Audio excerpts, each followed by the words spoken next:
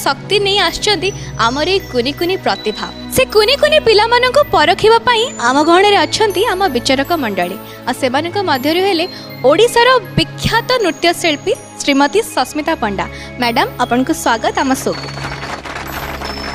आउ मध्य अछंती आम गहणे रे ओडिसार विशिष्ट कथावाचक शरणारविंद ओझा सर आपन को स्वागत आम शो को और तांको सहित अछंती ओडिसार कंठशिल्पी लोपामुद्रा दास मैडम आपन को स्वागत आम शो को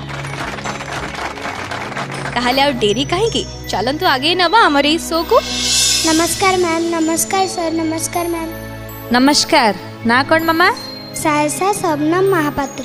सायशा कोठु आछछ पुरी रु आछछ। पुरी रु कौन डांस करिवो तो कौन ए फॉर्म रो ना तमे जहा नाचिवो दुर्गा मेढ ये एंटार ऑडिशन ने एमिति कहीं आसी नथिले नागा आसबाब पत्र धरी निजे देवी ही मत लगिला दी पटे दी जन नारी अछंती एका पुरुष मु तमने दी जन दी पटे दीटा देवी आ तमे भी सामने रे देवी तम प्रतिभा आज त्रिशूल हबो आ मु महिषासुर भली तम प्रतिभा द्वारा बद्ध हबा दरकार अंतकरण रे।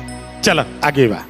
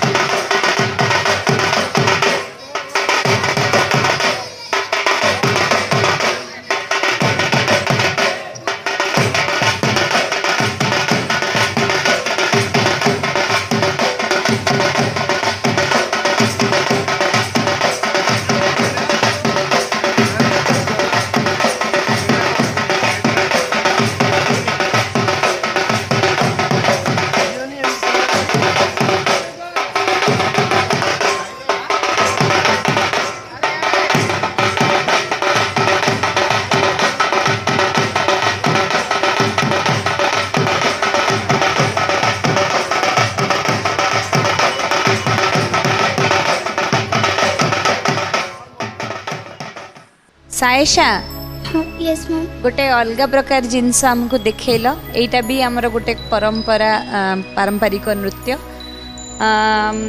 छंद बहुत बढ़िया बॉडी रे ग्रेस गोटे अच्छी पाद भी पूरा एते हेवी पछरे लगे कि भी पाद नीट की पकई पारुथुल मूवमेंट्स गुडा भी मते बहुत भल लागिला। Thank you ma'am. नेक्स्ट देखिबा कोन हबो नेक्स्ट एपिसोड। सबुठु बड़ कथा ये प्रार्थना प्रतिभारे आमे पुरीर प्रतिभा को प्रथमे पाइलु सेया नुहे अनेक पुरीर पिला मध्य आसचंती किंतु पुरीर संस्कृति को धरी बड़दाण्डर परंपरा को धरी कहीं जने प्रार्थना प्रतिभा ही ये मंच को आसीबा एटा प्रथम थर प्रार्थना प्रतिभा मंच भावुची यह जगन्नाथ आशीर्वाद आमको लगिला आमे पुरीर से जो शाही जात ताकू देखुचु समस्त सामना रे बसी आगु को जाओ आउ तमे जो बोझ बुआईच प्रकृत में बहुत कष्ट होतिबो एते जिनस को बुहाइबा ये बोझ पाई तम देहरे जहाँ पीड़ा अच्छी ये पीड़ा केवल तम पाई नुह संस्कृतिर बोझ एमती सारा जीवन बुहाउ था कांध को जेते कष्ट होउची हो आगे चलो आगु को बढ़। जय जगन्नाथ। तो एबे टिके कथा हम कुनी दुर्गा सहित तम ना कौन मामा? सायसा शबनम महापात्र। बाप रे एते बड़ ना कोड आछ पुरी आछ? हां। तमे एते भार संभाली की नाचिलो नाची पारिलो? हां। काटुनी किछि? ନା ଅଣନିଶ୍ୱାସୀ ଲାଗୁନି? ଅଣନିଶ୍ୱାସୀ ଟିକେ ଟିକେ ଲାଗୁଛି। ଟିକେ ଟିକେ ଲାଗୁଛି। ତମେ ନାଚ ଶିଖିଲ କାହାଠୁ?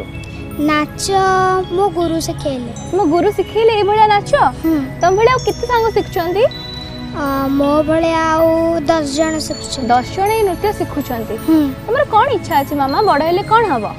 ମୁଁ ବଡ଼ ହେଲେ ଗୋଟେ ଡ୍ୟାନ୍ସର ହେବାକୁ ଚାହୁଁଛି। ବଡ଼ ହେଲେ ଗୋଟେ ଡ୍ୟାନ୍ସର ହବ। ଏ ନୃତ୍ୟକୁ ପ୍ରଚାର ପ୍ରସାର କରିବ? ହଁ। ବହୁତ ବଢ଼ିଆ କଥା। ସେ କୁନି ଝିଅଟି କୁନି କୁନି ଓଠରେ ବହୁତ ସୁନ୍ଦର କଥା କହୁଛନ୍ତି।